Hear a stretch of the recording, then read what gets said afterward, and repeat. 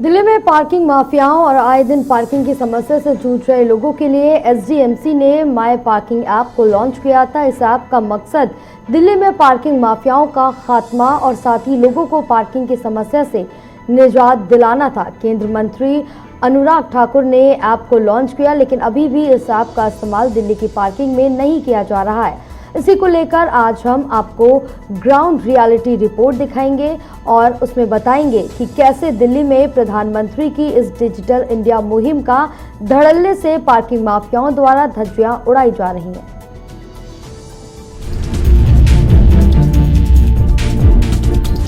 दिल्ली की जनता को पार्किंग की समस्या से राहत देने के लिए एसडीएमसी ने पिछले साल अक्टूबर महीने में स्मार्ट पार्किंग ऐप को लॉन्च किया था। इस ऐप का उद्घाटन खुद केंद्रीय मंत्री अनुराग ठाकुर, एसडीएमसी के पूर्व मेयर मुकेश सूर्यान और हाल ही में यूनिफाइड एमसी के कमिश्नर ज्ञानेश भारती ने किया था। इस ऐप के जरिए दक्षिण दिल्ली के लोगों को पार्किंग की सटीक और सही जानकारी के साथ कहां कितनी गाड़ी की पार्किंग की जगह खाली है, इसकी जानकारी घर बैठे मिलनी थी। साथ ही इस ऐप के जरिए दिल्ली में एसडीएमसी की पार्किंग में हो रहे भ्रष्टाचार पर भी लगाम लगाना था, लेकिन एसडीएमसी की ओर से चलाई गई इस मुहिम को अब पलीता लगता नजर आ रहा है। दरअसल दिल्ली में एसडीएमसी के ठेकेदारों की ओर से माई पार्किंग ऐप का इस्तेमाल करना तो दूर, बल्कि ये एसडीएमसी पार्किंग के ठेकेदार अब लोगों से मनमानी तरीके से पैसे भी वसूल रहे हैं। ये हम नहीं कह रहे, ऐसा आरोप लगाया है एसडीएमसी की पार्किंग में गाड़ी पार्क करने वाले लोगों ने। हाल ही में मामला दिल्ली के द्वारका सेक्टर 6 इलाके में बने मार्केट का है, जहां एसडीएमसी की पार्किंग है। यहां पीड़ित महिला निधि गुप्ता ने बताया कि वो अपनी कार इस पार्किंग में खड़ी करने आई, जहां पार्किंग एंट्रेंस पर खड़े पार्किंग कर्मचारियों ने महिला से बदतमीजी और पार्किंग चार्ज के अलावा रेस्टोरेंट चार्ज भी देने को कहा। मैं 24 अप्रैल को यहाँ मार्केट में आई। आती तो अक्सर रहते हैं क्योंकि हमारी लोकल मार्केट है। तो उस दिन 8:45 बजे के करीब रात को आए, मैं अपनी फैमिली के साथ, मेरा 15 साल का बेटा है और हस्बैंड के साथ मार्केट आए हम लोग कि थोड़ा सा बाहर कुछ खाते हैं पीते हैं, और संडे था उस दिन। यहाँ मार्केट में पार्किंग वालों ने गाड़ी रोक ली और उसके बाद उन्होंने बोला कि ये आप कहाँ जा रहे हैं। तो सबसे पहले सुन के बड़ा अजीब लगा, क्योंकि आज तक कभी किसी पार्किंग में पूछा नहीं जाता कि आप कहाँ जा रहे हैं। तो एनीवे मेरे हस्बैंड ने कहा कोई बात नहीं, हाँ बता देते हैं, बेटा रेस्टोरेंट जा रहे हैं। कौन से रेस्टोरेंट जा रहे हैं? अब ये पूछना, ये definitely I mean this is invasion into my privacy. मैं कहीं पे भी जाऊँ मार्केट में, पार्किंग करके जा रही हूँ, पार्किंग का मैं चार्जेस पे करूँगी, आप स्लिप इशू करिए और पार्किंग लीजिए, लेकिन आप उस पर पूछेंगे कि आप कहाँ जा रहे हो, ये चीज़ ठीक नहीं है। एनीवे उनको बता दिया। फिर कहते हैं कि आप हमें एक्स्ट्रा रेस्टोरेंट के चार्जेस दीजिए, 50 रुपीज़ आप रेस्टोरेंट के चार्जेस देंगे एक्स्ट्रा अपार्ट फ्रॉम पार्किंग। वो किस लिए देंगे? क्योंकि पुलिस वालों ने बोला है। ये हम लोगों को बहुत हैरानी वाली बात लगी और कहते हैं क्योंकि आप रेस्टोरेंट जाएंगे तो हमें क्या मिलेगा। इस बीच में उसने 2 लोग और बुला लिए, प्रैक्टिकली 4 लोगों ने मेरी गाड़ी को घेर लिया। तो उन्होंने कहा मैडम डिनर करने आप जा रहे हो, हमें क्या मिलेगा। तो मुझे उस समय तक थोड़ा सा ख़राब लगने लगा। मैंने कहा कि क्या मिलेगा, क्या आपको भी साथ में ले चलते हैं, बारात ले चलते हैं। मैंने यही बोला उन लोगों को कि बारात ले चलते हैं, चलिए। फिर कहते हैं आप 50 रुपये उसके दीजिए, 60 रुपये पार्किंग के, 20 रुपीज़ पर आवर के हिसाब से दीजिए, क्यों 2.5-3 घंटे आपको लगेंगे। तो आप जाएंगे, ऑर्डर करेंगे, बैठेंगे। This is something really bad. जबकि हस्बैंड ने बताया कि इनको पैर में चोट लगी हुई है, इतनी देर आपने गाड़ी यहाँ रोकी हुई है और हम लोग जा रहे हैं और आपको बाद में दे देंगे। उन्होंने कहा नहीं, आप पहले पार्किंग भी यहीं देंगे अभी पहले और उसके बाद जाएंगे, नहीं तो आप गाड़ी पीछे निकाल लीजिए। अब ये बहुत ह्यूमिलिएटिंग लगा हमें कि आप गाड़ी पीछे निकाल लीजिए। जो मार्केट अपनी है, इतने सालों से, 12 साल से ऊपर हो गए मुझे द्वारका में रहते हुए, आज तक इस तरह का व्यवहार नहीं कहीं देखने को मिला। लेकिन इन लोगों का ये व्यवहार जो था और इस तरह से पूछना इतना प्रेशराइजिंग तरीके से, ये अच्छा नहीं लगा बिल्कुल। इसके लिए डीसीपी साहब को और अपने एसडीएमसी में भी कमिश्नर साहब को मैंने ईमेल लिखा और उनको इस बात से अवगत कराया कि इस तरह से यहाँ पे मिसबिहेव हो रहा है।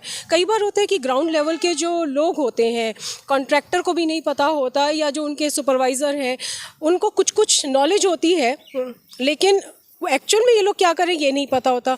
पर इससे कुछ दिन पहले ही अभी डीसीपी साहब ने अपने इंटरव्यू में बताया था कि उनकी नॉलेज में ऐसे एक्सटॉर्शन के केसेस आए हैं जहाँ पे ये पार्किंग अटेंडेंट्स ने और कुछ बोर्ड लगाने वालों से कुछ एक्सटॉर्शन मांगा था। तो अगर आप देखें तो चाहे छोटे लेवल पे सही, मुझसे भी एक्सटॉर्शन ही तो था। रेस्टोरेंट के नाम पे। मैं ये चाहती हूँ कि इन लोगों के ऊपर कार्रवाई हो। एक तो ये लोग यूनिफॉर्म में नहीं होते, तो आप ये जो आपकी POS मशीन ये लोग यूज़ करते हैं, ये आपको ऑनलाइन कहीं से भी ऑर्डर करके मंगा लीजिए, नकली रेसिट इशू कीजिए। रेसिट पे इनके लिखा होता है पार्किंग एट ओनर्स रिस्क, जबकि ये अगर आप MCD का ऐप यूज़ करें और MCD की मशीन अगर यूज़ करें तो उसके अंदर रिस्पॉन्सिबिलिटी कॉन्ट्रैक्टर और पार्किंग वालों की होती है। अगर ये पार्किंग चार्जेस भी ले रहे हैं तो उसके अंदर पार्किंग एट ओनर्स रिस्क लिखने का कोई मतलब नहीं है। ये डिस्क्लेमर इसकी मेरे पास ये स्लिप है, आज की ही स्लिप है, और इस स्लिप पे अगर आप देखेंगे तो इसमें क्लियर लिखा हुआ है कि पार्किंग एट ओनर्स रिस्क। तो अगर मेरी गाड़ी कल को चोरी हो जाती है मार्केट में या थेफ्ट होता है उसमें ब्रेक करके, तो उसका जिम्मेदार कौन होगा? ये लोग चार्जेस ले रहे हैं लेकिन उसके ऊपर इनकी कोई सुनवाई नहीं है, इनके ऊपर कोई रोक टोक नहीं है, यूनिफॉर्म में नहीं है। हमें नहीं पता कि कल को जो बंदा स्लिप मेरे को इशू कर रहा है वो बंदा ओरिजिनल है या नहीं है, कॉन्ट्रैक्टर का बंदा है या नहीं है, उनका कोई रिकॉर्ड ही नहीं होता। पीड़ित महिला की बात सुनकर आपको अंदाजा लग गया होगा कि साउथ दिल्ली में पार्किंग माफियाओं के हौसले किस कदर बुलंद हैं। हालांकि आपको ये जानकर भी हैरानी होगी कि इन पार्किंग माफियाओं की करतूतों की जानकारी प्रशासन को भी है। ऑल द्वारका रेसिडेंट्स फेडरेशन के senior vice president Romit Sharma ने लिखित तौर पर SDMC और DDA को इन पार्किंग माफियाओं के खिलाफ शिकायत दर्ज करा चुके हैं, लेकिन बावजूद उसके SDMC के अधिकारी किसी तरह कोई कार्रवाई नहीं कर रहे। जब द्वारका की महिलाओं के साथ और अन्य लोगों के साथ यहाँ पार्किंग कॉन्ट्रैक्टर के ओवर चार्जिंग और मिसबिहेव की कंप्लेंट्स हमारी ऑल द्वारका रेसिडेंट फेडरेशन के पास आया, तो हम लोगों ने इस बात का संज्ञान लेते हुए स्वयं जाके assistant commissioner RP cell mister Manoj से शिकायत की और उनको बताया कि यहाँ पर इस तरह से मिसबिहेव हो रहा है और ऐसे ऐसे ये सारी समस्या आ रही हैं। और ऐप तो आपका यूज़ ही नहीं हो रहा, माई पार्किंग ऐप, जिसको कमिश्नर साहब ने स्वयं लॉन्च किया है। तो उनका ये कहना था कि ये ऐप वेब बेकार की चीज़ें हैं, ये काम नहीं करती। तो हमने उनसे कहा कि अगर ऐप काम नहीं करे तो आप अपना एग्रीमेंट टर्मिनेट कर दीजिए, कोई नया ऐप लेके आइए, लेकिन डिजिटलाइज तो आपको करना पड़ेगा, ट्रांसपेरेंसी लानी पड़ेगी सिस्टम में।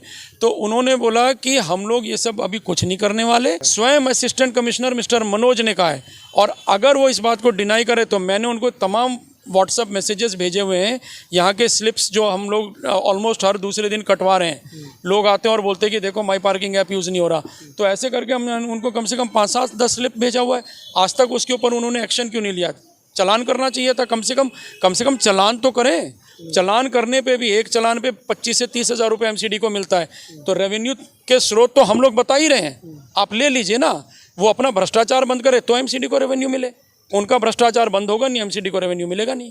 SDMC पार्किंग में खुलेआम धड़ल्ले से हो रहे इस भ्रष्टाचार पर मालवीय नगर से आम आदमी पार्टी के विधायक और पूर्व मंत्री सोमनाथ भारती ने भारतीय जनता पार्टी शासित SDMC पर तंज कसा है।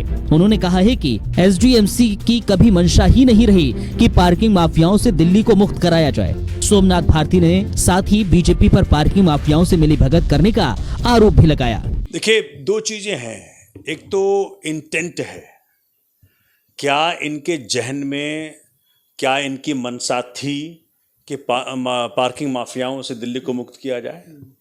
उस पर बड़ा सवाल है, क्योंकि पार्किंग माफियाओं का सीधा सीधा रिश्ता भाजपा के लोगों से आपको मिल जाएगा अगर आप पता करने का प्रयास करेंगे। तो जहां से कमाई आ रही हो उसको क्या सुधारने की मंशा है? चूंकि मंशा मुझे तो आज तक ना दिखी। गुड गवर्नेंस की एक जो कवायद दिल्ली में शुरू हुई केजरीवाल जी के द्वारा, उसके देखा देखी कुछ करने का प्रयत्न, ये भी दिखाने का प्रयत्न करते हैं। तो इनके सारे के सारे काम हाथी के दांत की तरह हैं, दिखाने के और खाने के और हैं। ना कभी इनकी मंशा थी, ना कभी इनकी मंशा होगी कि सिस्टम के अंदर सुधार हो, क्योंकि सिस्टम के अंदर अगर सुधार हो गया तो इनकी सारी कमाई खत्म हो जाएगी। तो इसलिए ना कभी इनकी मंशा थी कि माई पार्किंग ऐप चले, और ना ही चल रही है। मैंने खुद साउथ दिल्ली में कई जगह ये इसको देखने का प्रयत्न किया कि चल रहा कि नहीं चल रहा, तो कहीं नहीं चल रहा। और वही चल रहा है जो पहले वाले उलझुल हरकतें थी लोगों की, कि भाई दुगना चार्ज कर लो, तिगुना चार्ज कर लो। हौसखास विलेज चले जाएं आप, हौसखास गांव में जो पार्किंग लॉट है उसके अंदर पता नहीं कितना गुना चार्ज कर लेंगे आपसे।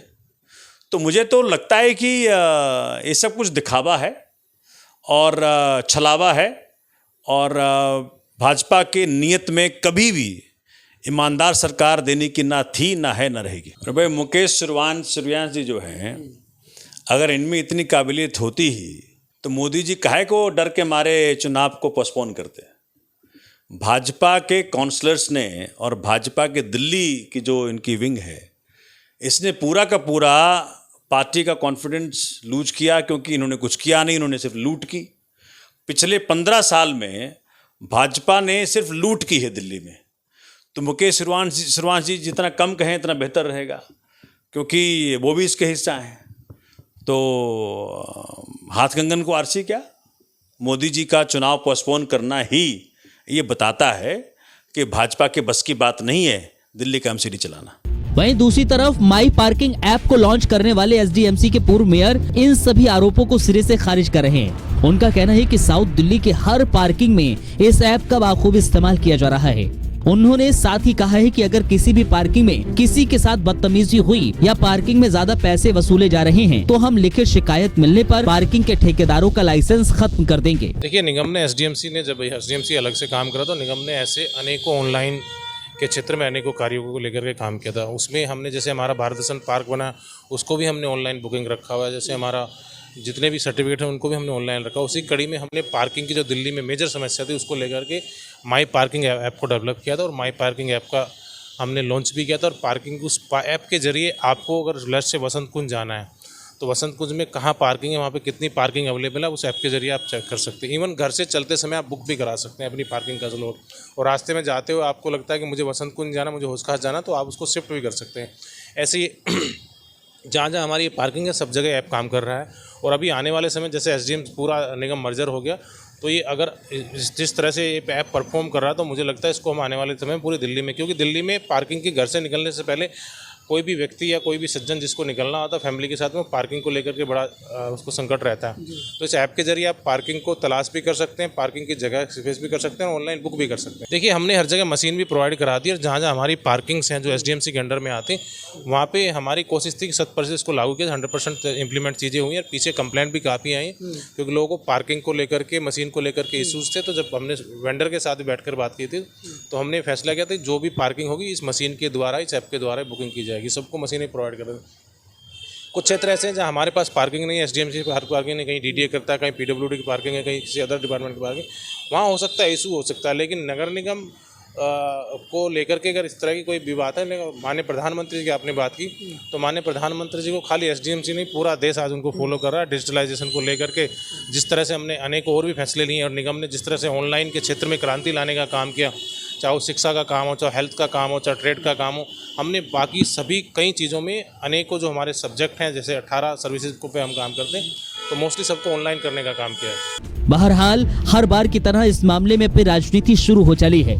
जमकर बीजेपी और आम आदमी पार्टी एक दूसरे पर आरोप और प्रत्यारोप का खेल खेल रही हैं। लेकिन हमारी पड़ताल ने ये साबित कर दिया कि दिल्ली में पार्किंग माफियाओं का गुंडा राज चल रहा है। दिल्ली सरकार के साथ ही बीजेपी शासित निगम को भी आपसी तकरार छोड़कर इन माफियाओं पर शिकंजा कसना चाहिए ताकि भ्रष्टाचार की जड़ को खत्म किया जा सके।